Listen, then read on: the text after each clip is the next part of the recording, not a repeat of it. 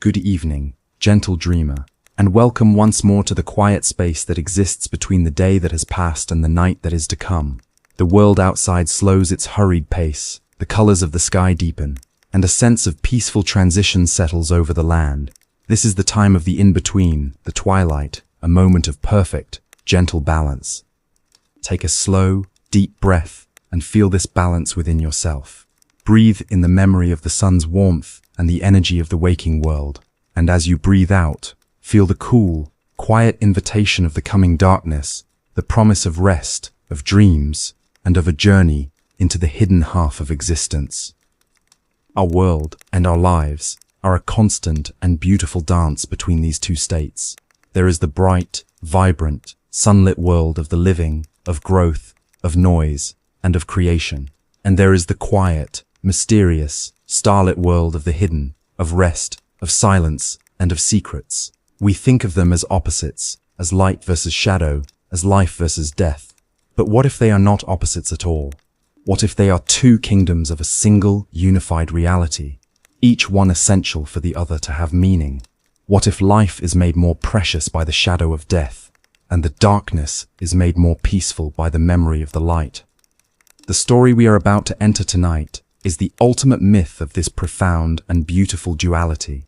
It is a tale not of a hero who conquers the darkness, but of a goddess who learns to live in both worlds, who becomes the living, breathing bridge between the sunlit fields of life and the silent, jeweled halls of the underworld.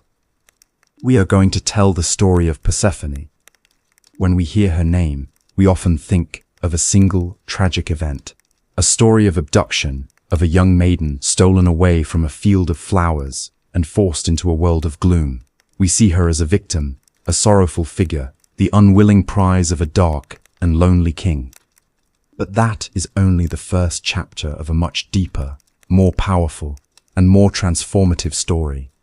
To see her only as the stolen maiden is to see the seed, but not the magnificent, strange, and powerful flower that it is destined to become. Her story is not about what was done to her. It is about who she became because of it. We will journey back to a world of eternal springtime, a paradise of endless flowers, where she was known only as Kor, the maiden, the very embodiment of innocence and of life's joyful, sunlit promise. We will feel the warmth of her mother Demeter's love, a love so powerful, it held the entire world in a state of perpetual summer. But we will also journey downward, following her path into the earth, into a realm that the living so deeply feared. We will enter the underworld, but we will see it not as a place of punishment and of fire, but as a vast, silent, and majestic kingdom of shadows, of echoes, and of a deep, crystalline beauty. And we will meet its king, Hades, not as a demon of evil, but as a solemn, powerful, and profoundly lonely god, a ruler of a silent kingdom who yearned, just once, for a single flower from the world above. We will witness the great and sorrowful cataclysm that her disappearance caused, the grief of a mother so powerful it plunged the entire world into its first, terrible winter, starving the gods and mortals alike. And we will watch as the innocent maiden, Kor, slowly and quietly transforms. We will see her navigate the beautiful, sorrowful darkness of her new home, and in time, find her own power there. She, who was once the daughter of the harvest, would become the dreaded and respected queen of the underworld, the one who holds the secrets of both life and of death. She is the only god in the entire pantheon who truly belongs to both realms, the one who understands the full, cyclical nature of existence. Her story is the story of the seasons themselves. She is the joy of the spring, the return of life and of light after a long, cold darkness. And she is the quiet, melancholic beauty of the autumn, the graceful retreat into the shadows, the promise of a necessary and restorative rest. So let your own mind find its balance now, between the memory of the day and the promise of the night. Let go of the simple ideas of light as good and dark as bad. Let us find the beauty in both. We are about to follow the journey of the one who became the queen of them both, the eternal bridge between what grows and what rests. This is the story of Persephone, before she was the dreaded queen of the underworld. Before she even bore the name Persephone, she was known by another name. She was Kore, a name that simply means the maiden, and this was the perfect and complete description of all that she was. She was the embodiment of pure, untouched, and joyful innocence, the eternal spirit of springtime. Her world was a paradise, a single unbroken season of gentle sun and soft, life-giving rain. This was the world as governed by her powerful mother, Demeter, the great goddess of the harvest, of agriculture, and of the fertile earth. Demeter's love for her only daughter was a force of nature so immense that it held the entire world in a state of blissful, perpetual bloom. In this age there was no winter, no autumn. There was no frost to bite the blossoms, no cold wind to strip the leaves from the trees. It was a world without decay, a world without end. Kore's life was a beautiful, sunlit dance. She was a being of pure, uncomplicated joy. Her companions were the Oreads, the graceful nymphs of the mountains, and the Oceanids, the shimmering, laughing spirits of the sea.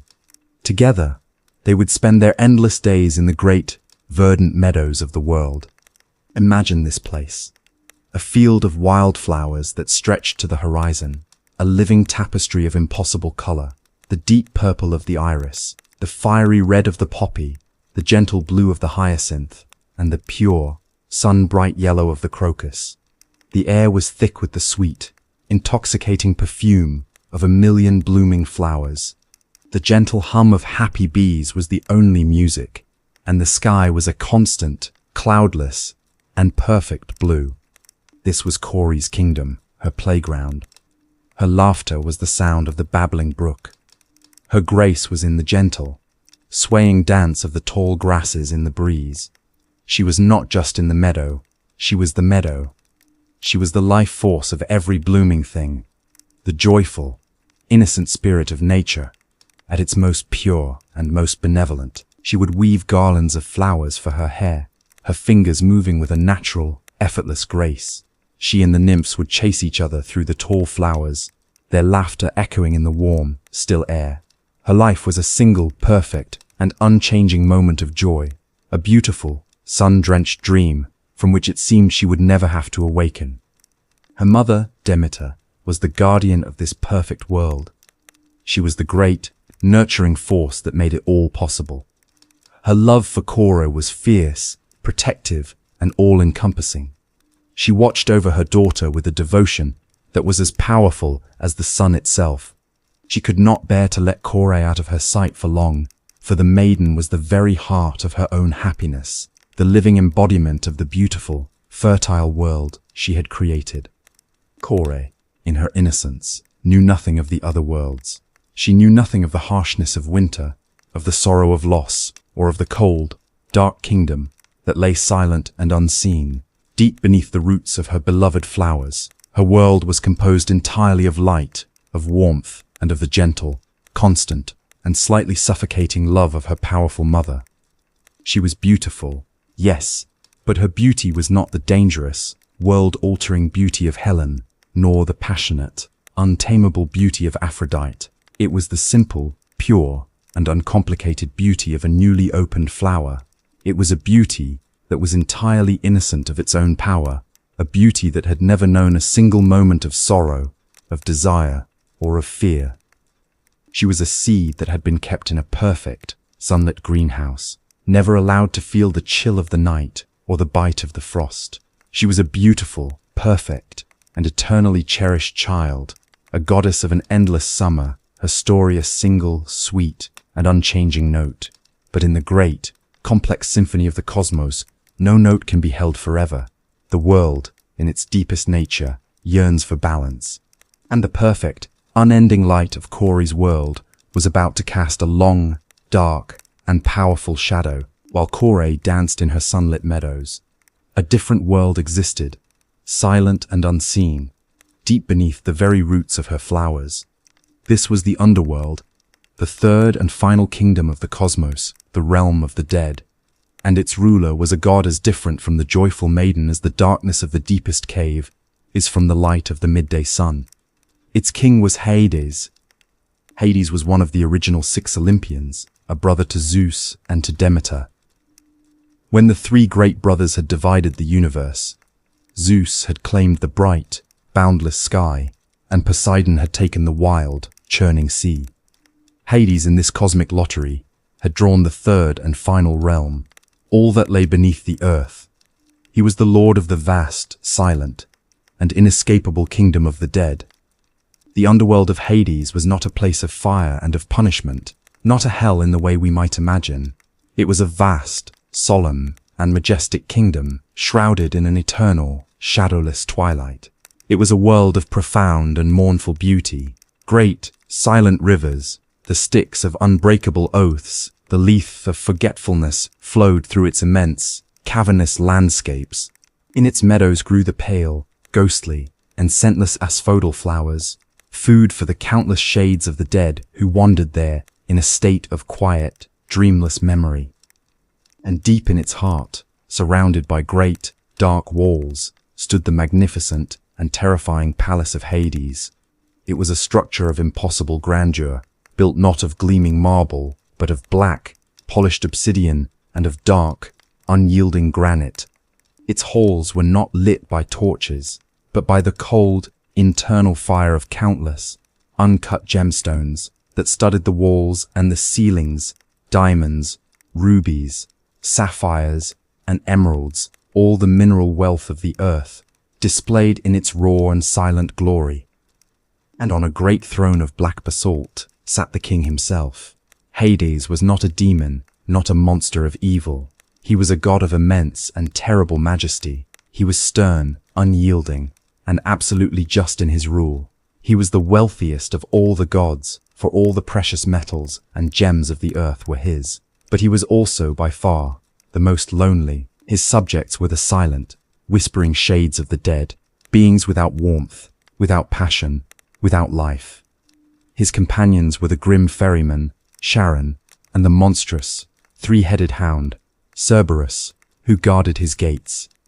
His kingdom was one of perfect order, of absolute silence, and of a profound, unending solitude. He rarely, if ever, left his dark kingdom to visit the sunlit halls of Olympus, for he was not a part of that world of bright, boisterous passions. He was the quiet, unseen foundation upon which that world stood. He was the god of the end of all things, the lord of the final, quiet rest. And his heart, for all its power, was a cold and silent place, a reflection of the kingdom he ruled. But one day, by a strange and fateful chance, a crack appeared in the roof of his subterranean world, and through that small fissure, for the first time, a single brilliant ray of sunlight pierced the eternal gloom of his kingdom, and with that light came a vision. He looked up, and he saw her. He saw Kor, the maiden of the spring, dancing in her field of flowers in the world above.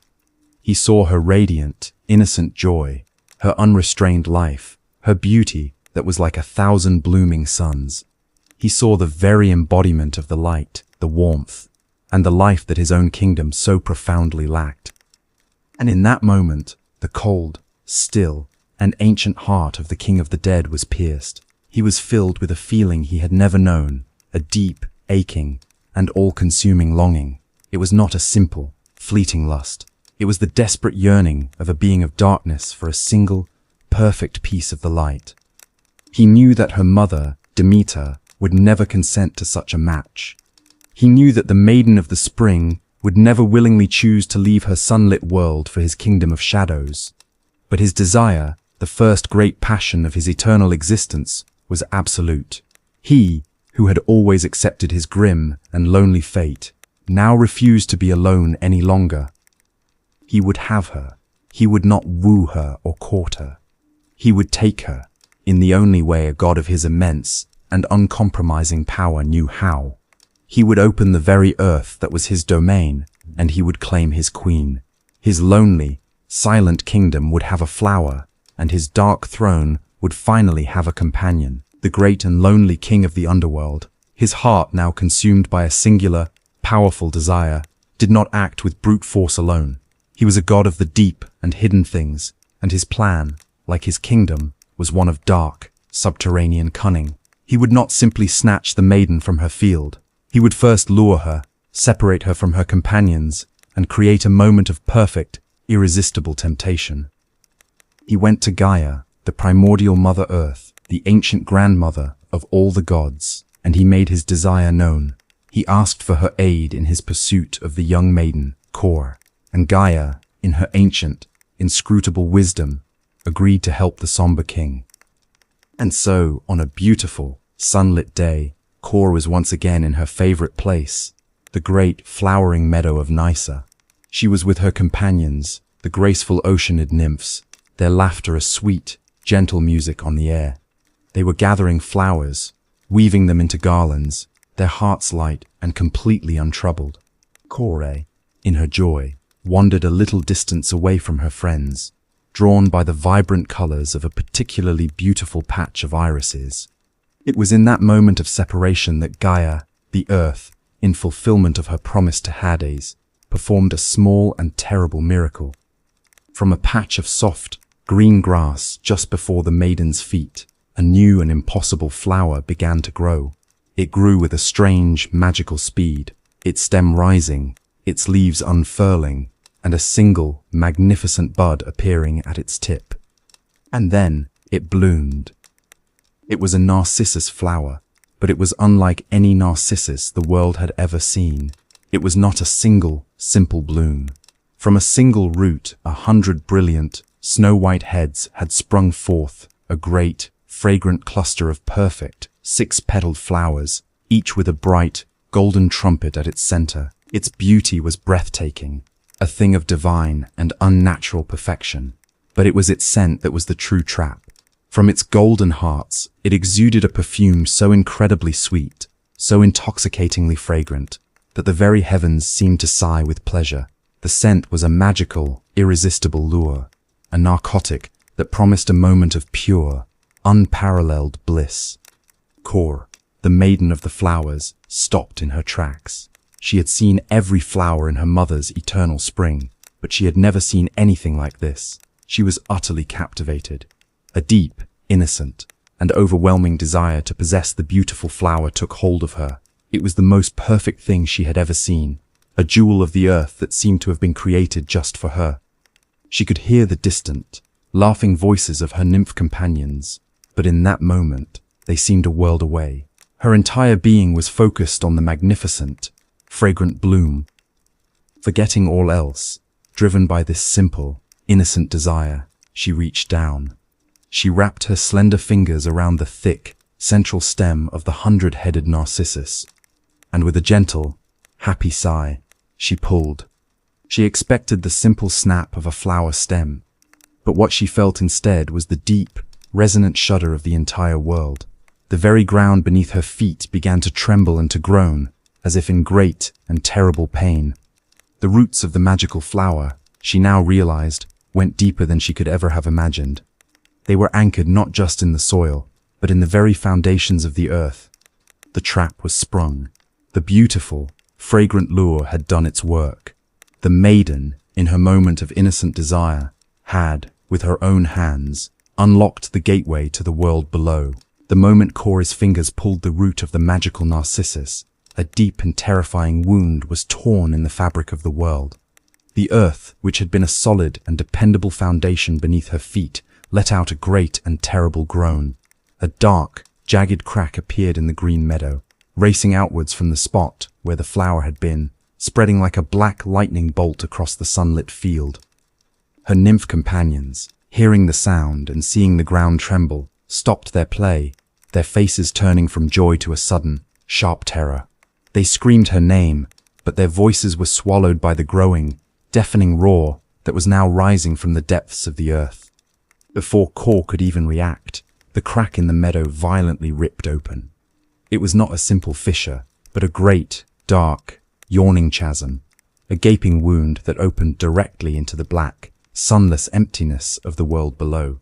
From this chasm poured a cloud of cold, damp air that smelled of deep earth, of wet stone, and of a silence so profound it was a sound in itself. And then, from the depths of that impossible darkness, he came. With a thunderous roar of hooves that was not of this world, a great and terrible chariot surged upwards. It was a magnificent and terrifying sight, a war chariot forged not of bronze or of gold, but of pure, polished obsidian that seemed to drink the very sunlight from the air. It was wreathed in shadows, and it was pulled by 4 colossal, immortal stallions, their coats the color of a starless midnight, their eyes burning like cold, red embers. And holding the reins of this shadow chariot was the king himself, Hades. He was not a monster. He was a god in all his dark and terrible majesty. He wore a crown of jagged, black iron, and his face, though handsome, was stern, powerful, and utterly devoid of the warmth of the sun. His eyes held the vast, lonely, and ancient sorrow of his eternal kingdom. He was a being of immense, unyielding power, a force of nature as absolute and as inescapable as death itself. The chariot did not pause. It erupted from the earth and thundered directly towards the single, frozen, terrified figure of the maiden. Kor was paralyzed, her mind unable to comprehend the impossible, terrifying vision before her. One moment, she was in her meadow, reaching for a flower. The next, the king of the dead had torn a hole in her world and had come for her. She let out a single, piercing scream, a cry that held all the terror and the disbelief of her shattered innocence. It was a scream that carried across the meadows, a sound so filled with anguish that her mother, Demeter, leagues away, would hear its faint, terrible echo and feel the first, cold touch of fear in her own heart. But it was too late. With a single, powerful motion, Hades leaned down from his speeding chariot and swept her up in his strong, unyielding arm.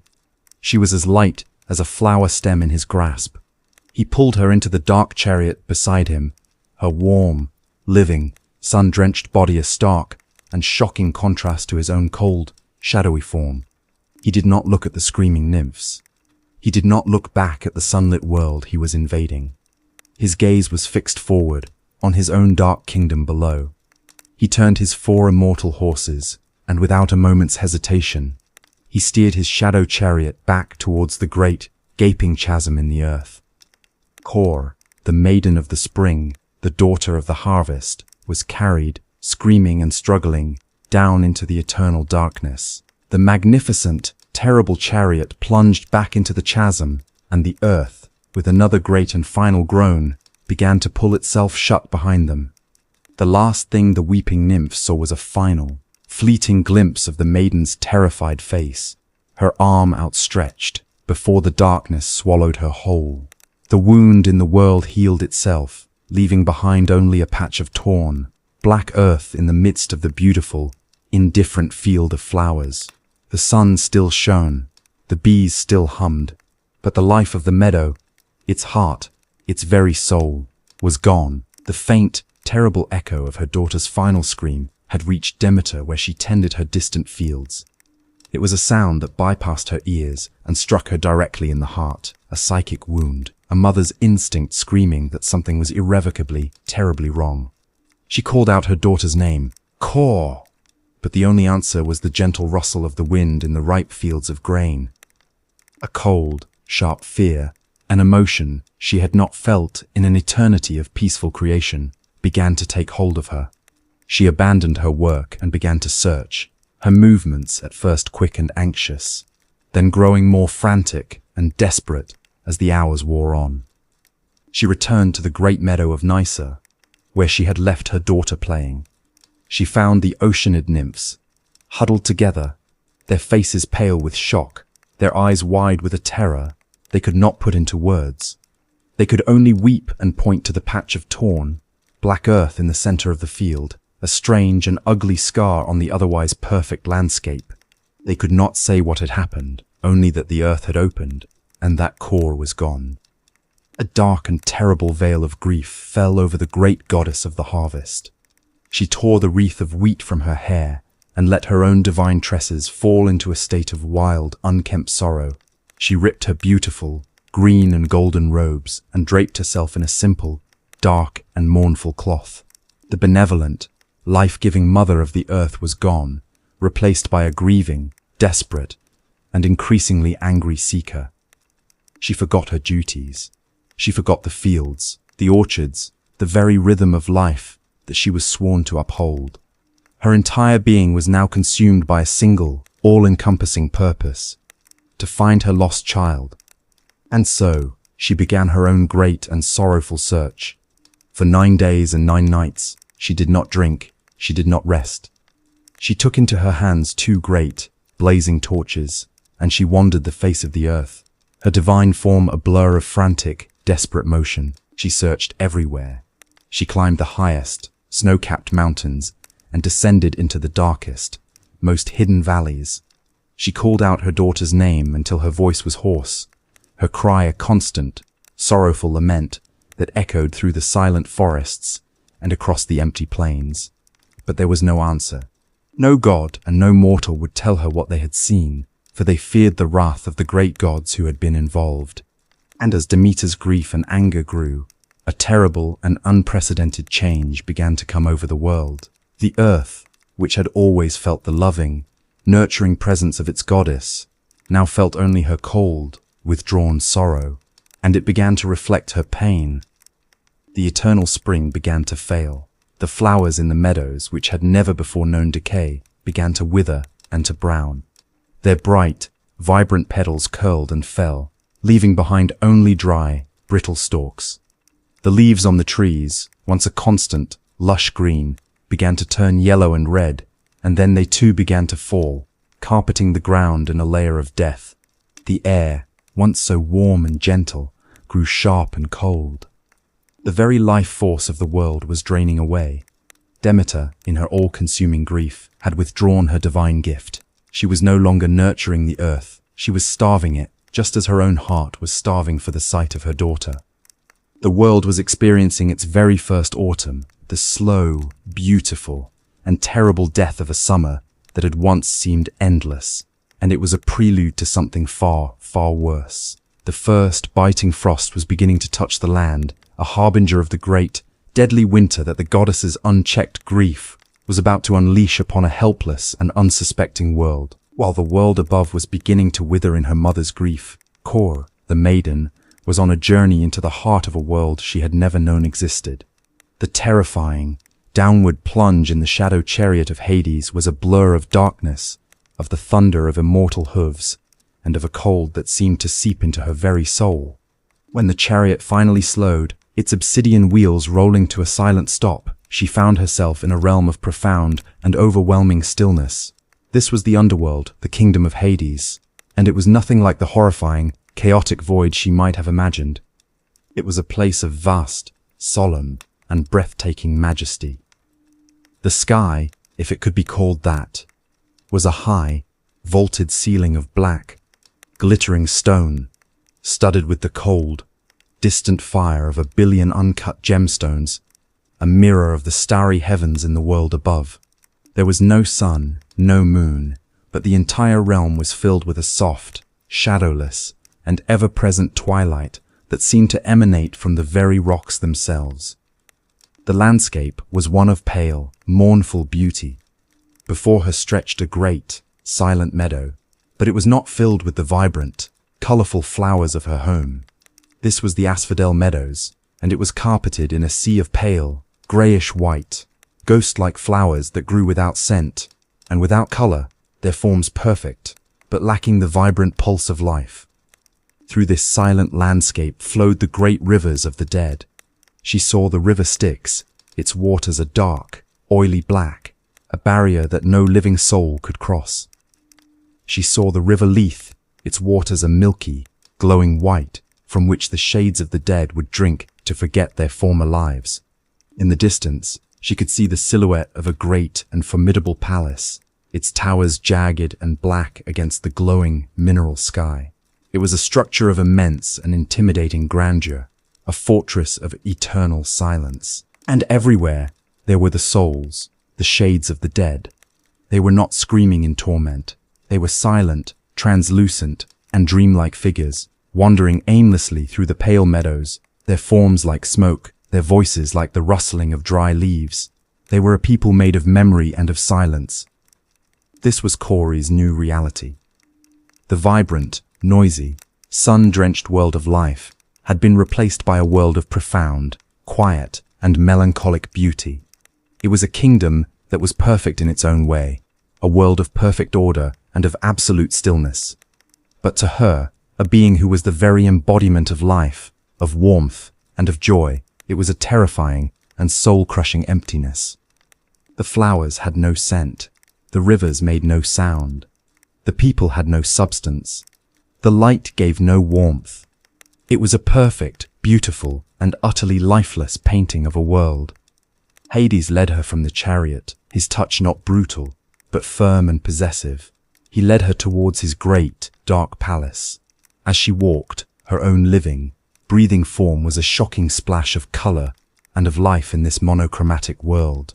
Her warm, sun-kissed skin, her golden hair, her vibrant robes. They did not belong here. She was a single, warm, living heartbeat in a land of the cold and the still. She did not cry. She did not scream. The terror of her abduction had given way to a deep, numb, and overwhelming shock. She was a flower that had been plucked from its sunny field and placed in a dark, cold, and beautiful vase, a vase from which there was no escape. She had been the maiden of the spring. Now she was the captive queen of the endless, silent night, days, or what passed for days in the timeless twilight of the underworld, began to blend one into the next for the captive maiden. She lived now in the vast, silent, and opulent halls of the palace of Hades. Her initial, paralyzing shock slowly gave way to a deep, quiet, and watchful sorrow. She was a prisoner, but her cage was a kingdom, and her captor, the dreaded king of the dead, was not the cruel and monstrous tyrant she might have feared. In his own strange, solemn, and lonely way, he began a slow and patient courtship. Hades did not treat her as a slave or a simple prize of war. From the moment she had arrived, he had treated her with a strange and profound respect. He had seated her on a magnificent throne of black basalt and silver, built right beside his own, a throne that had been empty for all of eternity. He did not call her Kor the maiden. He called her by a new, more powerful name, Persephone, she who destroys the light. A name that was both a recognition of the sorrow she had brought into his dark world and a prophecy of the formidable queen she was destined to become. He was a king who was utterly unaccustomed to sharing his realm, a solitary god who had ruled alone since the dawn of time. And now he found himself trying to win the heart of the single, living, breathing being in his entire kingdom. His gifts to her were not the fragrant flowers and the sunlit treasures of the world above. His gifts were of the darkness, of the deep, hidden, and unimaginable wealth of the earth. He would lead her into the secret vaults beneath his palace and show her rivers of molten gold. He would offer her his treasures, not as a bride price, but as a simple offering, a sharing of his domain. He would let her run her slender fingers through mountains of uncut, brilliant diamonds, through sapphires the color of a midnight sky, and through rubies that burned with a cold inner fire. He was showing her the hidden beauty of his world, the secret heart of the earth that only he controlled. He would take her on slow, silent journeys through his kingdom. He would guide her on Charon's grim ferry across the river Styx, showing her the silent, awe-filled respect the shades of the dead had for their king. He would introduce her to the fearsome, three-headed Cerberus, who would, in her presence, cease his terrible growling and lie at her feet like a loyal hound. He did not speak to her of love in the way a mortal might. His words were few, his manner always solemn and reserved. But in his own way, he was sharing his entire existence with her. He was showing her the vastness of his power, the profound importance of his grim duty, and above all, the immense and crushing weight of his eternal loneliness. He was a king, sharing his kingdom with the only other living soul within it, hoping she might one day choose to see it not as a prison, but as a home. Persephone, for her part, remained silent and sorrowful. She would not eat the food of the underworld, for she knew the ancient law, that any who tasted the food of the dead could never truly leave. She would not touch the dark, tempting fruits that grew in the palace gardens. She subsisted only on her own grief, her heart a frozen monument to the sunlit world she had lost. But she watched him. She saw the quiet dignity with which he ruled. She saw the absolute justice he dispensed to the souls of the dead. She saw that he was not a demon of evil, but a stern and necessary force of cosmic balance. And she saw the profound, unending solitude in his dark and powerful eyes. She did not love him. Her heart still ached for her mother and for her fields of flowers. But a new and complex feeling began to take root in her soul. It was not fear. It was a slow, dawning, and perhaps reluctant understanding. And with that understanding came a single, tiny, and almost imperceptible seed of empathy for the lonely, silent king of the dead, while Persephone was slowly, silently adjusting to the mournful beauty of her new, dark kingdom. The world she had left behind was dying. Her mother, Demeter, after 9 days and 9 nights of fruitless, frantic searching, had finally learned the terrible truth. She had sought out Hecate, the mysterious goddess of the crossroads and of magic, who had heard the maiden scream but had not seen the abductor. Hecate, in turn, guided Demeter to the all-seeing sun god, Helios, who travels the heavens each day and misses nothing that happens on the earth below. And Helios, his voice filled with a reluctant pity, told her everything. He told her of Hades, of the shadow chariot, and of the role that Zeus, Demeter's own brother and Persephone's father, had played in allowing the abduction to happen. Demeter's grief, which was already a vast and world-consuming ocean, was now set ablaze by the fires of a profound and righteous fury. She had been betrayed, not just by the dark king of the underworld, but by the king of the gods himself. In her rage and her sorrow, she made a terrible and solemn vow. She would not set foot on Mount Olympus again. She would not perform her sacred duties as the goddess of the harvest. She would let the entire world wither and die until her daughter, her beloved Kore, was returned to her. And so, she descended upon the world of mortals, not as a benevolent, life-giving goddess, but as a grieving, disguised, and vengeful spirit. She took the form of a very old, sad woman, cloaked in black, and she wandered the lands, her heart a frozen desert of despair. And as she wandered, the world died around her. Her grief was no longer a passive sorrow. It was an active, destructive force.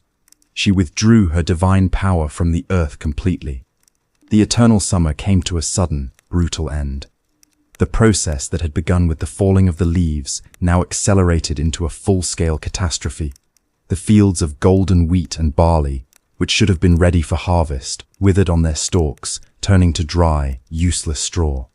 The fruit in the orchards rotted on the branch before it could ripen. The very soil, once so rich and black and fertile, grew hard, cold, and barren as stone. The ploughs of the farmers broke against the unyielding ground. The seeds they planted would not sprout. A great and terrible famine began to spread across the land. The sounds of joyful harvest songs were replaced by the desperate cries of starving children. The smoke of offerings to the gods ceased, for there was nothing left to offer. And then the cold came. Not the gentle chill of a single night, but a deep, biting, and relentless cold that froze the rivers and covered the dead fields in a blanket of white, sterile frost. The world was experiencing its very first winter, a season of death, a direct and physical manifestation of the cold, barren grief in a mother's heart.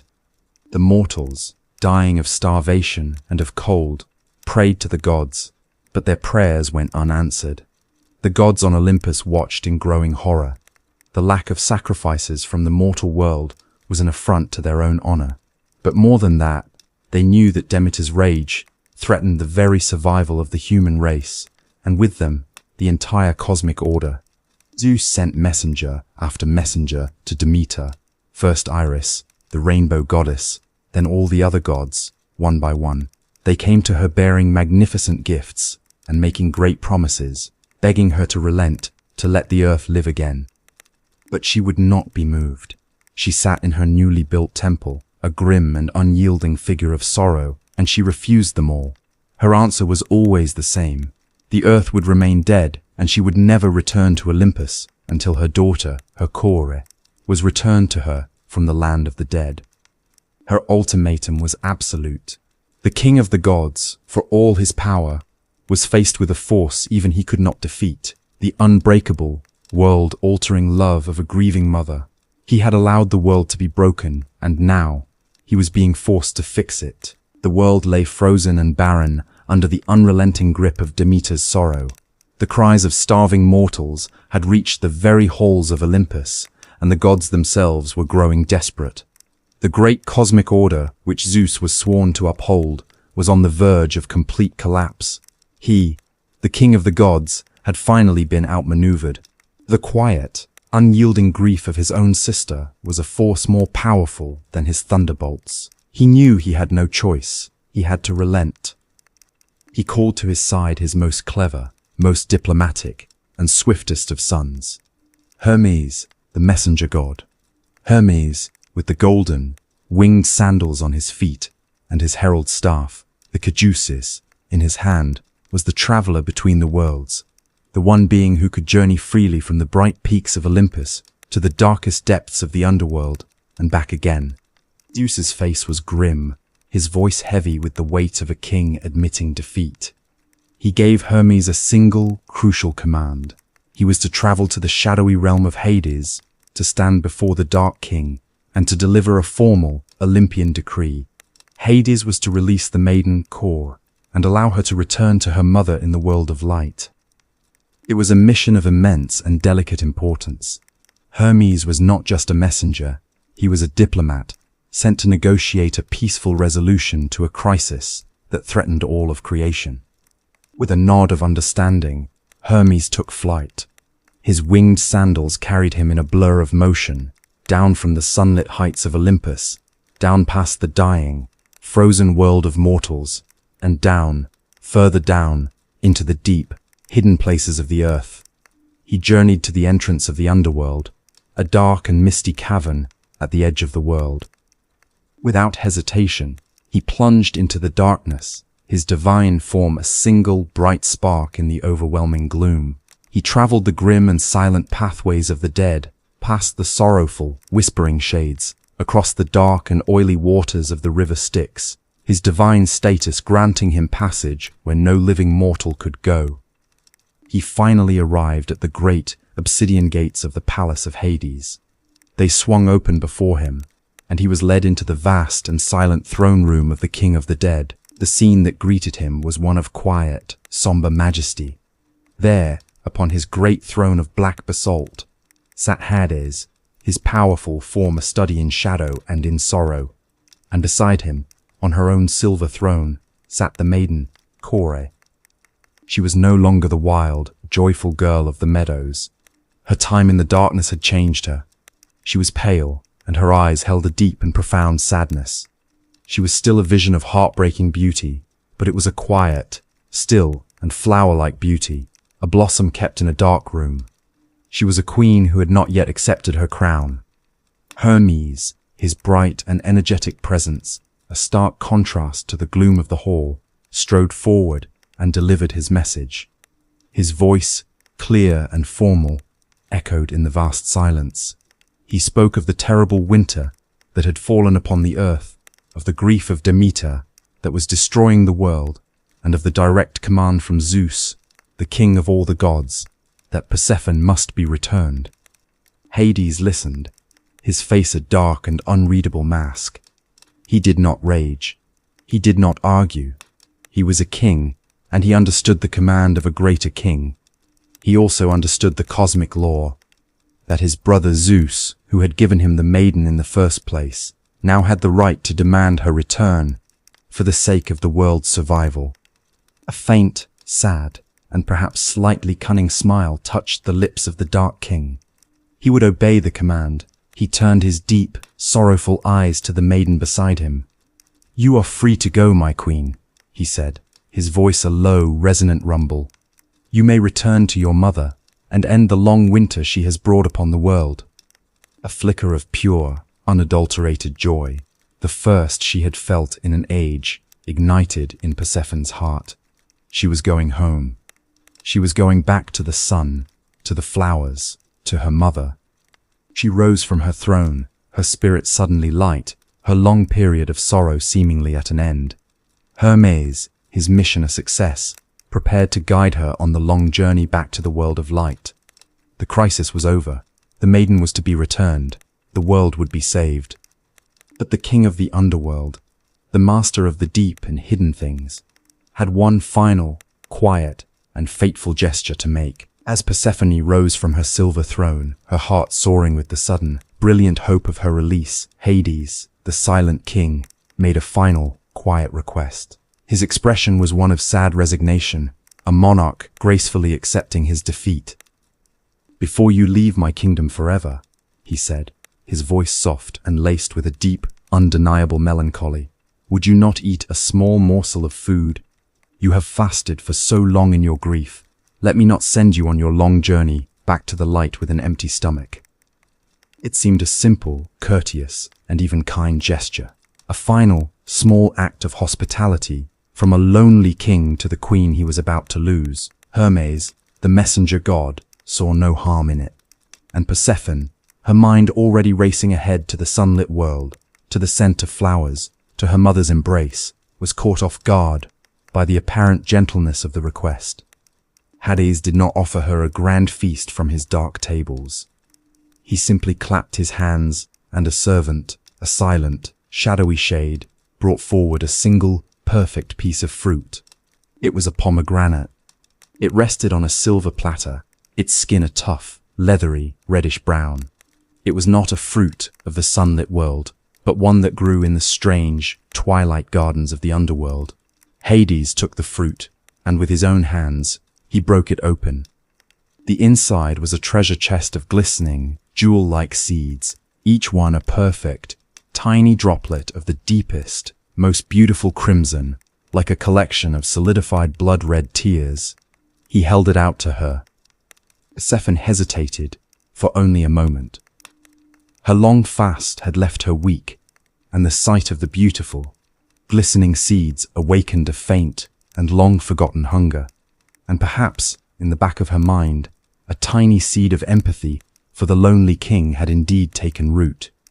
She did not wish to seem ungrateful or to cruelly spurn his one, small, final gesture of kindness. And so, she took a few of the seeds. The exact number is a secret lost to the myth. Some say it was a single seed, others say 3, or 6, or 7. But the number did not matter. What mattered was the act itself. She placed the sweet, jewel-like seeds in her mouth and ate them. In that moment, a silent, cosmic law, as old and as unbreakable as the universe itself, was invoked. The ancient rule of the underworld was absolute. Whoever eats of the food of the dead, for whatever reason, is bound to the realm of the dead forever. A faint, triumphant, and deeply sorrowful smile touched the lips of Hades. His quiet, final gambit had succeeded. It was not an act of pure, malicious trickery. It was, perhaps, an act of desperation, the only way the lonely king knew to forge a bond with the living, breathing light he so desperately desired not to lose. By sharing the fruit of his own kingdom with her, he had made her a part of it. He had woven a single, unbreakable thread of darkness into the bright tapestry of her being. Persephone did not yet understand the full, terrible consequence of her action. Her heart was still light, her mind still fixed on her return. The small, sweet taste of the pomegranate seeds was already a fading memory as she turned, her face bright with anticipation, to follow Hermes out of the great, dark hall and back towards the long-lost world of the living. She was free, but she was no longer completely free. A single, small taste of the world below had just sealed her fate, binding her forever to two worlds, to two lives, and to the dark, silent, and patient king she believed she was leaving behind. The journey back from the underworld was the reverse of the terrifying plunge that had brought her there. Guided by the swift and cheerful Hermes, Persephone traveled upwards, moving from the profound, twilit silence of Hades's kingdom back towards the promise of the sun. She passed the silent, whispering shades, she crossed the dark and mournful rivers, and with every step, the cold, heavy air of the underworld grew a little lighter, a little warmer. She could feel a change happening within herself, a great, heavy weight of sorrow slowly beginning to lift from her spirit. They finally reached the great chasm, the wound in the earth through which she had been taken. As she stepped out of the darkness and into the world of the living, her eyes, long accustomed to the gloom, were momentarily blinded by a light so brilliant, so warm, so overwhelmingly alive that it was almost painful. It was the sun, and the world she returned to was not the one she had left. The eternal summer was gone. In its place was a world that was silent, barren, and frozen. The trees were skeletal, their bare branches reaching like desperate hands to a cold, grey sky. The fields were brown and covered in a layer of hard, white frost. The air was sharp and biting. It was a world in the grips of her mother's terrible, unrelenting grief. But Demeter, who had been sitting in her temple in a state of grim, unmoving sorrow, felt a sudden, impossible shift in the universe. She felt a flicker of a familiar, beloved presence, a warmth she had thought was lost to her forever. She rose from her temple and rushed out into the dead and frozen landscape, and there, a small, vibrant figure in the vast, grey emptiness, she saw her daughter, her Kore. They ran towards each other, their cries of joy and of recognition echoing across the silent, barren fields. When they finally met, they fell into a desperate, powerful embrace, a mother and a daughter, a force of life reunited. And in the very moment of their embrace, the world was reborn. A great and powerful wave of divine, life-giving energy erupted from the point where they touched. It rushed outwards in all directions, a warm and magical wind that swept across the frozen land. Where the wind passed, the frost on the ground did not just melt. It vanished, instantly replaced by a carpet of soft, new green grass. The skeletal, sleeping trees shuddered, and in the space of a heartbeat, they burst forth with a profusion of green leaves and delicate, fragrant blossoms. The fields, which had been barren and dead, were suddenly alive with the bright, cheerful colors of a million blooming wildflowers, crocuses, hyacinths, and the very narcissus that had been the cause of all this sorrow. The frozen rivers thawed with a great crack, and the water began to flow and to sing once more. The birds, who had been silent for so long, returned to the sky, their joyous songs filling the air. The sun, which had been a pale, distant disk, broke through the grey clouds, its light now warm, golden, and life-affirming. The world was not just reawakening, it was exploding with a joy that was as profound and as overwhelming as the goddess's own. This was the birth of the very first spring, a beautiful, weeping, and triumphant miracle, a direct and physical manifestation of a mother's love reunited with its heart. Demeter held her daughter, her face wet with tears, but they were tears of pure, unrestrained joy. Her long, terrible winter was over. Her world was whole again. Her Kore had come home, but as they held each other, a single, small, dark seed from a pomegranate, a seed of fate, lay hidden in the maiden's heart, a quiet, terrible secret that was about to change everything, once again. The world rejoiced, reborn in the joyous reunion of mother and daughter. For a time, it was as if the long, terrible winter had been nothing more than a bad dream. Demeter, her heart once again whole, showered her love upon the earth, and the world bloomed with a ferocity and a beauty it had never known before. She held her daughter, Kore, close, unwilling to let her go, drinking in the sight of her, the sound of her voice, the warmth of her living presence. She asked her 1,000 questions about her time in the dark world below, her heart aching for the suffering her child must have endured.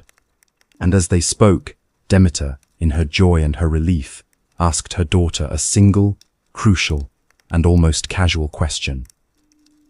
"Surely," she said, her voice bright with a certainty she desperately wanted to feel, "surely you have not tasted any food while you were in that terrible place." While you were in that terrible place? Surely you have not terrible place. Surely the terrible way. No, rolari. Terrible place. A shadow passed over the maiden's bright and happy face. A moment of hesitation. A flicker of a memory of a dark and silent king, of a gesture of kindness, of the sweet, jewel-like taste of a few small seeds. And she, a being of springtime and of truth, could not lie to her mother. With a soft and hesitant voice, she confessed. She told of how the king of the underworld, Hades, had treated her not with cruelty, but with a strange, solemn respect. And she told of how, just before she had left, she had eaten a few seeds from a pomegranate he had offered her. The joy on Demeter's face instantly vanished, replaced by a new and terrible wave of grief and of fear. She knew the ancient, unbreakable law. She knew what that single, small act meant. To eat the food of the underworld was to be bound to it, forever. She had won her daughter back from the king of the dead, only to lose her again to a law even older and more powerful than the gods themselves. Her rage and her grief began to swell once more, and the newly reborn world trembled on the very brink of another, even more terrible winter. But before Demeter could withdraw her power from the earth again, the great gods of Olympus intervened. Zeus, knowing that the cosmos could not survive another of Demeter's rages, nor could he break the ancient law of the underworld, knew that a final, binding compromise had to be made. The great mother goddess, Rhea, the mother of both Zeus and Demeter and Hades, was sent as the final emissary. She came to Demeter not with threats or with bargains, but with a plea for the sake of the entire world and with a new, divine decree. The final judgment was this: because Persephone had eaten the seeds of the underworld, she was indeed bound to it. She was now its queen, and she must return to her husband and her dark kingdom. But because she had only eaten a few seeds, and not the entire fruit, she would not be bound there for all time. The year would be divided. For a portion of the year, for every seed she had eaten, she must descend into the darkness and rule, by her husband's side, as the dread queen of the underworld. But for the remaining part of the year, she would be allowed to return to the world of light, to be with her mother, and to bring her warmth and her life back to the world. It was a sorrowful compromise, a victory for no one, and yet a solution that saved everyone. Demeter, her heart broken at the thought of this new, annual separation, but knowing it was the only way, finally, reluctantly, agreed. And so, the great and eternal cycle of the seasons was born. When Persephone is with her mother on the earth, Demeter's heart is filled with joy, and in her happiness, she blesses the world with the warmth and the life of spring and of summer. The flowers bloom, the grain grows tall, and the world celebrates. But when the time comes for Persephone to return to her other home, to her other life, to her dark and silent king, Demeter's grief returns. And as she mourns the absence of her daughter, she withdraws her gift from the earth. The leaves fall, the air grows cold, and the world enters the long, quiet, and sorrowful sleep of autumn and of winter, waiting, always waiting, for the promised return of the spring. And so the great cycle was set. The world now had its seasons, its rhythm of joy and of sorrow, of life and of rest. But the world was not the only thing that had been irrevocably transformed. The greatest transformation of all had happened within the heart of the maiden herself. She was no longer just Kor, the maiden. That name, which had once defined her entire existence, now only told half of her story. Her time in the darkness, her marriage to the silent king, and her taste of the fruit of the dead had changed her, deepened her, and awakened a new and formidable power within her.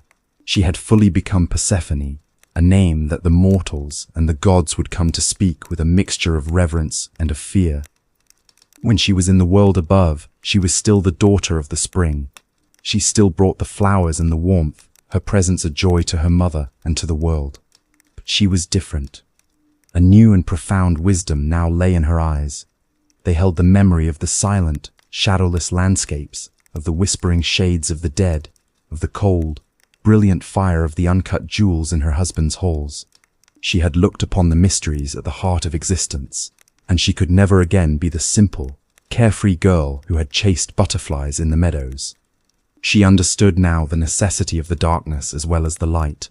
She knew that for the seed to sprout, it must first be buried in the dark earth. She knew that for life to be precious, there must be an end. She had become a goddess not just of life, but of the entire, beautiful, and heartbreaking cycle of life, death, and rebirth. And when the time came for her to descend, she no longer went as a terrified captive. She went as a queen, returning to her other kingdom, to her other home, in the underworld. She was not the sorrowful, pale maiden. She was a great and powerful queen in her own right. She ruled by her husband's side not as a subordinate, but as an equal. The silent, lonely king of the dead now had a companion, and his realm, for the first time, had a queen. She was the one who would greet the newly arrived souls, her presence a strange comfort, a bridge between the warm, sunlit world they had just left and the cold, twilight realm they now entered. She was the only one in the underworld who remembered the scent of flowers, the warmth of the sun, and she carried that memory with her, a single small point of light in the eternal gloom. She became a formidable and just ruler. The shades of the dead respected her, and even the great heroes who journeyed into the underworld on their quests would seek her counsel and her aid. She was the mistress of the hidden things, the keeper of the secrets that lay buried deep within the earth. Her transformation was complete.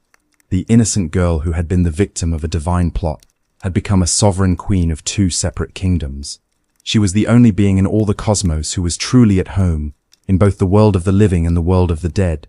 She was the gentle warmth of the first spring blossom, and she was the cold, majestic authority of the final, eternal rest. She had been taken by the darkness, but she had not been extinguished by it. Instead, she had learned to rule it.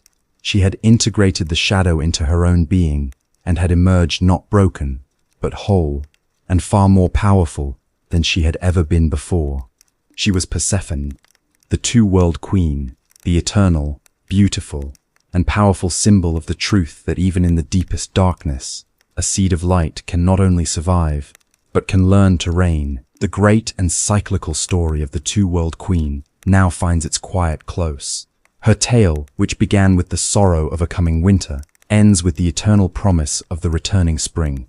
As you lie here, floating in the gentle twilight between waking and dreaming, let her legacy be a final, comforting thought.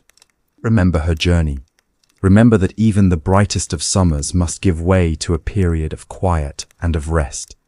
Do not fear this gentle, encroaching darkness. It is not an end. It is a necessary fallowing, a time for the world, and for your own weary mind, to retreat, to go inward, and to gather strength in the quiet, hidden places. Let your own bed be your peaceful underworld tonight, a safe and silent kingdom where you are the sole ruler. Let go of the bright, noisy, sunlit world of the day. There will be time for it again. For now, embrace the quiet, restorative dark. Know that in this period of rest, you are not lost, but are simply gathering the energy for your own personal spring.